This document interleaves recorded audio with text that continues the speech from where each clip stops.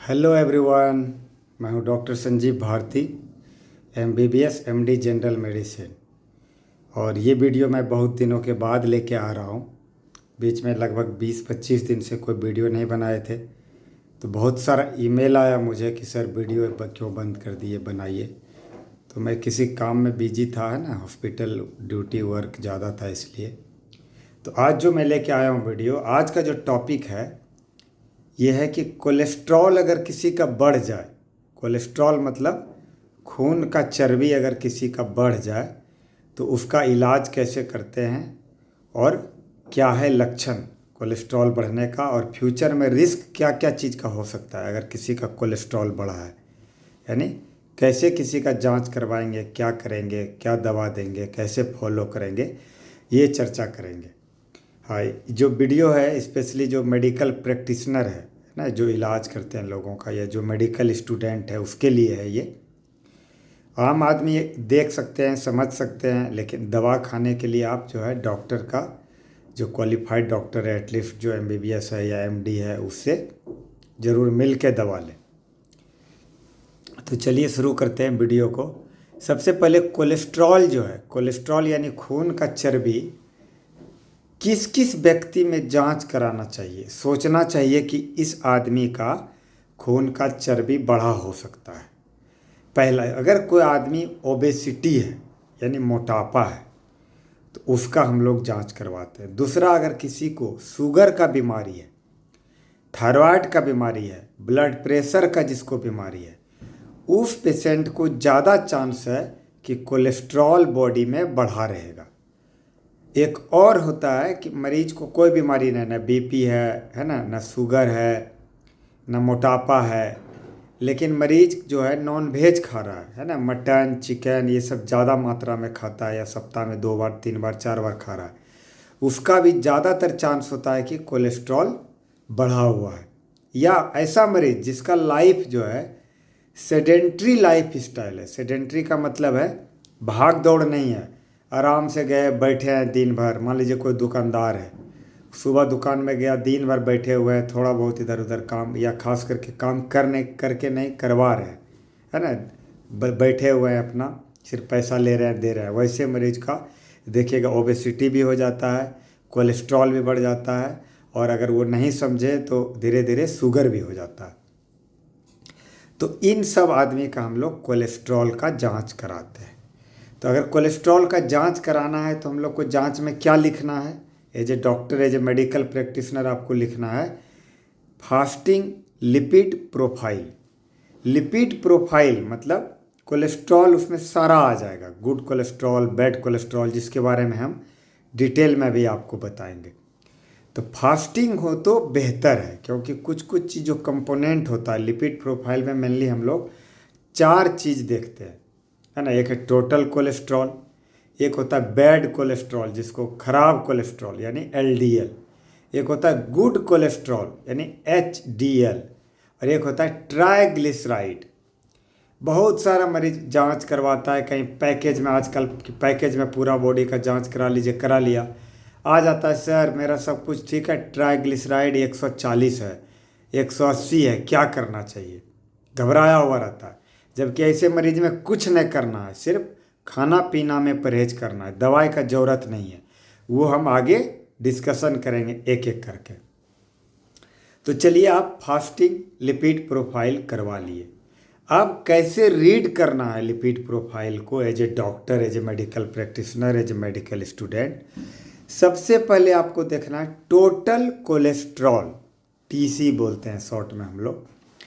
Total cholesterol अगर 200 के ज़्यादा है ना, रफ आइडिया होता है, कई कई लैब में वेरिएशन होता है, कई किताब में भी वेरिएशन मिलेगा आपको, कई रिसर्च पेपर में भी वेरिएशन मिलेगा, लेकिन मैं जो बता रहा हूँ वो एक स्टैंडर्ड है जिसको हम लोग एम्स दिल्ली जैसे हॉस्पिटल में, जो है ना, जो जिसका नाम है बहुत, जहाँ पे फॉलो किया जाता है, अप टू डेट ऐसा ऐप, हैरिसन ऐसा बुक, इस सब का जो समरी है, जो मेरा नॉलेज का है ना सोर्स है, इसका मैं आपको दे रहा हूँ कि अगर आपका टोटल कोलेस्ट्रॉल है ना, आपके मरीज का टोटल कोलेस्ट्रॉल 200 टच कर गया है या उसको पार कर गया, तो आपको नौबत है कि मरीज को दवा भी देना पड़ सकता है। पहले तो हम लोग डाइट मॉडिफिकेशन करवाना चाहिए कि खाना पीना में परहेज करिए 2-3 महीना, फिर जांच कराइए। अगर उसके बाद भी बढ़ा है तब दवा देना पड़ता है। लेकिन अगर मरीज मोटिवेटेड नहीं है, ज़्यादातर मरीज जो बोलता है सर दवा दे दीजिए ना, घूमना टहलना हम कर लेंगे जितना होगा, क्योंकि 99% लोग एक्सरसाइज नहीं करता है, 2-4 दिन किया छोड़ देता है, नहीं टहलते।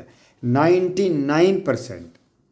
इवन जो डॉक्टर है, जो अवेयर है, जिनको पता है कि हम अगर रोज़ 30 से 40 मिनट घूमेंगे तो मेरा कोलेस्ट्रॉल ठीक रहेगा, बीपी ठीक रहेगा, शुगर नहीं होगा, है ना, हार्ट का बीमारी नहीं होगा, लकवा नहीं होगा, फिर भी लोग अपने काम में व्यस्तता के कारण नहीं कर पाते हैं। तो ऐसे कंडीशन में यही बोलेंगे कि दवा देना पड़ता है। ये हुआ टोटल कोलेस्ट्रॉल। क्या दवा देंगे आगे बात करें।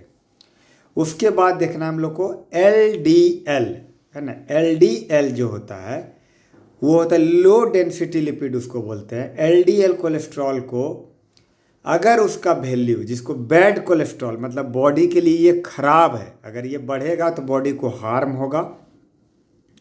और अगर गुड कोलेस्ट्रॉल एक उल्टा होता है कि वो अगर घटेगा तो हार्म होगा। यानी गुड कोलेस्ट्रॉल होता है HDL, हाई डेंसिटी लिपिड। अगर वो आपका ज़्यादा है ना, अगर वो आपका 50 क्रॉस कर गया है तो समझिए बहुत अच्छा है। 50 से कम है तो आपका कम है। मेल और फीमेल का डिफरेंस होता है थोड़ा, है ना, 40 और 50 होता है। तो मोटा मोटी ये मान के चलिए 40 से कम नहीं होना चाहिए, 40 से ज़्यादा है तो ठीक है आपका। ये होता है HDL, गुड कोलेस्ट्रॉल। और बैड कोलेस्ट्रॉल हुआ LDL। अगर LDL 100 से ज़्यादा है तो आपको ध्यान देने का ज़रूरत है। अगर 150 क्रॉस कर गया तब तो आपको डेफिनेट दवा खाना है। लेकिन अगर 150 क्रॉस नहीं किया, 100 से 150 के बीच है, तो आप चाहें तो डाइट मॉडिफिकेशन यानी खाना पीना में परहेज, एक्सरसाइज करके 3 महीना देख सकते हैं। लेकिन वही बात, अगर मरीज जो है मोटिवेटेड नहीं है, एक्सरसाइज नहीं करना चाह रहा है, तो हम लोग 100 से ऊपर होने पे भी कम डोज में, खास करके मरीज को अगर कोई हार्ट का बीमारी हो, ब्रेन का बीमारी हो, कहीं दर्द हो रहा है ना, चेस्ट पेन हो रहा है ना, या लकवा का लक्षण कभी आया है, तो हम लोग 100 के ऊपर ही दवा स्टार्ट कर देते हैं। 2 हो गया LDL, टोटल कोलेस्ट्रॉल LDL। तीसरा हमने बता दिया आपको गुड कोलेस्ट्रॉल जो HDL है, 40 से कम नहीं रहना चाहिए और 50 से बेहतर हो तो और अच्छा। और चौथा है TG यानी ट्राइग्लिसराइड।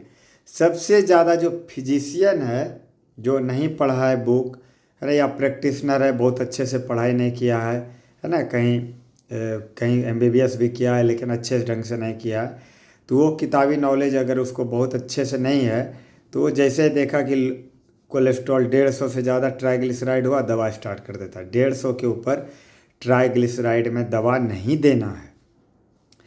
अगर टोटल कोलेस्ट्रॉल अच्छा है, LDL भी अच्छा है, HDL में कमी नहीं है, मतलब नॉर्मल है, तो ट्राइग्लिसराइड में तुरंत दवा नहीं देते। ट्राइग्लिसराइड अगर 250 से पार होगा तब दवा देना है, वो भी अगर मरीज डायबिटीज हो। अगर हैरिसन टेक्स्ट बुक के अनुसार चलेंगे तो ट्राइग्लिसराइड 500 के बाद रियल में दवा का ज़रूरत है, अगर मरीज को शुगर नहीं है तो। लेकिन अगर मरीज को शुगर का लक्षण है, शुगर अगर नॉर्मल से ज़रा भी बढ़ा हुआ है, तो 250 का ट्राइग्लिसराइड पार कर गया तो आपको स्टार्ट कर देना है। कई लोग बोलेंगे कि शुगर से क्या लेना देना, शुगर से ज़्यादातर बीमारी का लिंक होता है। तो ट्राइग्लिसराइड का भी लिंक है कि शुगर के मरीज को अगर ट्राइग्लिसराइड बढ़ रहा है तो आपको जल्दी दवा स्टार्ट करना पड़ेगा। तो अब दवा क्या देना है, बाकी सबका दवा एक है, लेकिन ट्राइग्लिसराइड में 2 दवा का रोल है जो हम आगे बात करेंगे। तो अब कोई मेडिकल स्टूडेंट है या प्रैक्टिशनर, वो बोलेंगे सर क्या ज़रूरत है, ट्राइग्लिसराइड बढ़ा है तो इतना क्या ज़रूरत है कि लोग कोलेस्ट्रॉल टीवी में भी ऐड आएगा कि गुड कोलेस्ट्रॉल वाला तेल खाइए, बैड कोलेस्ट्रॉल वाला तेल खाइए, हार्ट पर प्रभाव करता है। तो क्या है, कोलेस्ट्रॉल अगर कि आपके बॉडी में ज़्यादा है तो एक प्रोसेस होता है धमनी में, जो ब्लड वेसल से, जहाँ खून का नली चलता है पूरा बॉडी में, तो कोलेस्ट्रॉल बढ़े होने से क्या होता है, एथेरोस्क्लेरोसिस होता है। साधारण भाषा में समझिए कि जो आपका धमनी है, खून का जो वेसल से पूरा बॉडी में, हार्ट से क्या होता है, हार्ट से जो पूरा शरीर में खून ले जाता है उसको आर्टरी बोलते हैं, उसको बोलते हैं धमनी। और फिर बॉडी से जो वापस अशुद्ध खून हार्ट में लाता है वो होता है सिरा यानी वेन। तो आर्टरी का टाइटनिंग हो जाता है, एक तरह से समझिए कि जो आपका आर्टरी लचीलापन है वो हार्ड हो जाएगा और ब्लॉकेज हो जाएगा। यानी समझिए अगर कोई पाइप है, अगर आप उसको जितना, मान लीजिए कोई पाइप है उसमें इतना बड़ा जगह है, ब्लड जा रहा है आ रहा है जा रहा है आ रहा है फ्लो में, लेकिन उसको आप सिकुड़ा दीजिएगा तो क्या होगा, ब्लड का कैपेसिटी जाने का घट जाएगा। यही होता है एथेरोस्क्लेरोसिस में। क्या हुआ, जहाँ खून जाना चाहिए हार्ट में तो अच्छा से नहीं जा पा रहा है क्योंकि आर्टरी धमनी टाइट हो गया है ना, ब्लड सप्लाई कम गया। और जब आर्टरी ब्लड सप्लाई अगर हार्ट में कम जाए तो उसको बोलते हैं इस्कीमिक हार्ट डिजीज, यानी ब्लड सप्लाई के कमी के कारण जो हार्ट डिजीज हो रहा है। और ज़्यादा हो गया तो हार्ट अटैक हो जाता है। उसी तरह ब्रेन में अगर सप्लाई कम गया तो एक्यूट इस्कीमिक इन्फार्क्ट बोलते हैं हम लोग, है ना, कि लकवा एक तरह से हो गया। इसी तरह से और भी बॉडी में जितना है, किडनी का आर्टरी है ना, हार्ट का है, ब्रेन का है, जहाँ भी धमनी गया है, कोलेस्ट्रॉल उसको एथेरोस्क्लेरोसिस करा के उसको एक तरह से बीमार बना देगा। इसीलिए कोलेस्ट्रॉल को कम करना बहुत ज़रूरी है। तो अब चलते हैं ट्रीटमेंट में। जो मेडिकल प्रैक्टिशनर है उसको सबसे ज़्यादा फोकस रहता है, सर ट्रीटमेंट बता दीजिए।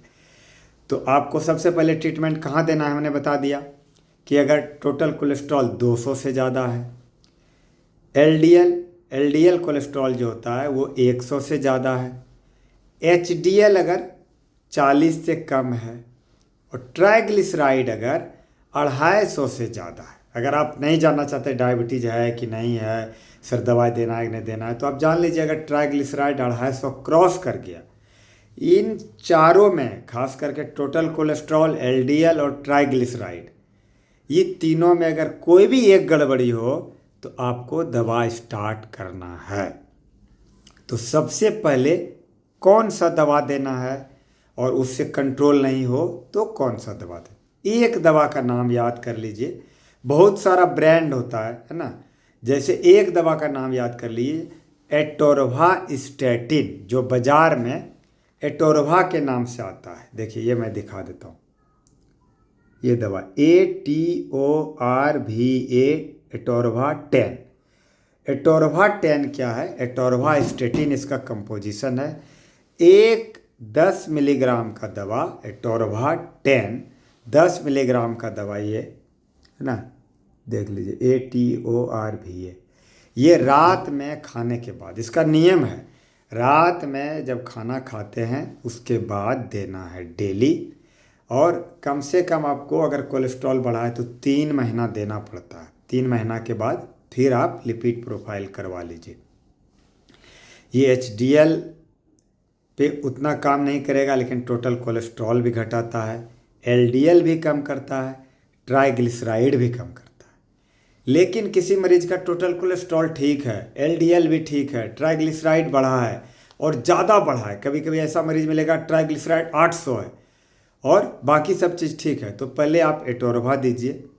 एटोरवा अगर नहीं काम किया तो उसमें एक दवा आता है, एटोरवा तो चलेगा इस ग्रुप का दवा, एटोरवास्टैटिन, या इसका एक भाई है रोजुवास्टैटिन, और साथ में फेनोफाइब्रेट नाम का दवा शुरू में नहीं देना है, या ध्यान रखिएगा, क्योंकि ये दोनों जब दवा एक बार दिया जाता है तो इसका साइड इफ़ेक्ट होता है कि मांस में दर्द करता है, माइल्जिया होता है, कभी कभी तो ब्रेक डाउन हो जाता है मसल का, बहुत ज़्यादा पेन करता है, दवाई बंद करना पड़ता है। इसीलिए जो दूसरा दवा हम बता रहे हैं ये आप तब तक नहीं दीजिए जब तक 6 महीना आप एटोरवा नहीं खिला लीजिए। या अगर आप आम आदमी हैं, डॉक्टर नहीं हैं, सुन रहे हैं, कोई भी प्रैक्टिशनर आपको ये दवा दे दे जिसमें फेनोफाइब्रेट हो, ये दवा देखिए, ये दवा है रोजुभास F, ROSUVAS, है ना, रोजुभास F, ये दवा देखिए रोजुभास F5। इसमें क्या है, रोजुवास्टैटिन है 5 मिलीग्राम, जो एटोरवास्टैटिन 10 के बराबर काम करता है। रोजुवास्टैटिन 5 इज इक्विवेलेंट टू एटोरवास्टैटिन 10। तो रोजुवास्टेटिन इसमें है या एटोरवास्टेटिन का भाई है, वो तो काम करेगा ही अपना कोलेस्ट्रॉल।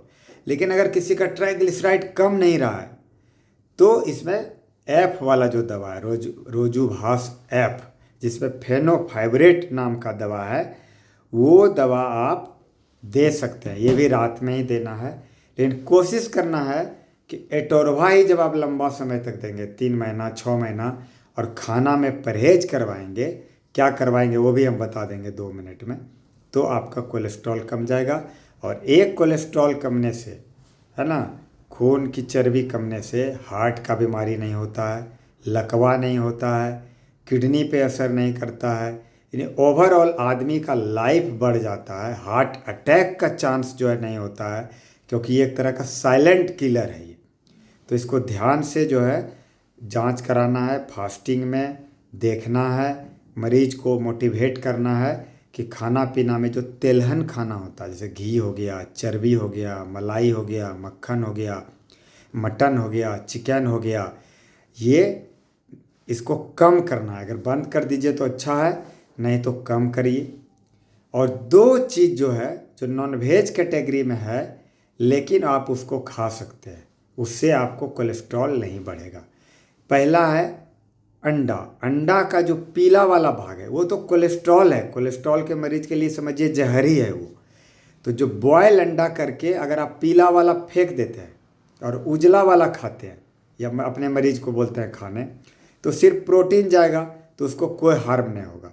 यानी बॉयल अंडा लोग पीला वाला फेंक के कोलेस्ट्रॉल को खा सकते हैं, और ऑमलेट नहीं खा सकते हैं। ये हुआ अंडा का बात। दूसरा आते हैं आप मछली। यहाँ पे क्या है, यहाँ पे समझने वाला बात है कि जो भी हार्ट का, ब्रेन का और बीमारी है, या कोलेस्ट्रॉल खून का चर्बी बढ़ने का बीमारी है, वहाँ पे मछली जो है फ़ायदेमंद होता है, हार्ट के लिए भी, ब्रेन के लिए भी। क्यों?